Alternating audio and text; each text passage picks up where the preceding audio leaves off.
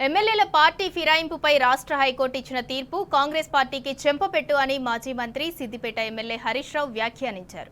ఎమ్మెల్యేలపై అనర్హత వేటు వేయాలన్న పిటిషన్లపై హైకోర్టు ఇచ్చిన తీర్పుని ఆయన స్వాగతించారు. ప్రజాస్వామ్యాన్ని, రాజ్యాంగ స్ఫూర్తిని నిలబెట్టే విధంగా కోర్టు తీర్పు ఉందన్నారు. హైకోర్టు తీర్పునకు అనుగుణంగా అసెంబ్లీ స్పీకర్ 4 వారాల్లో నిర్ణయం తీసుకుని ప్రజాస్వామ్యాన్ని కాపాడుతారని ఆశాభావం వ్యక్తం చేశారు. పార్టీ మారిన ఎమ్మెల్యేలపై అనర్హత వేటు ఖాయమని హరీష్ రావు అన్నారు. ఆయా నియోజకవర్గాల్లో ఉప ఎన్నికలు తథ్యమని, బీఆర్ఎస్ గెలుపు ఖాయమని స్పష్టం చేశారు.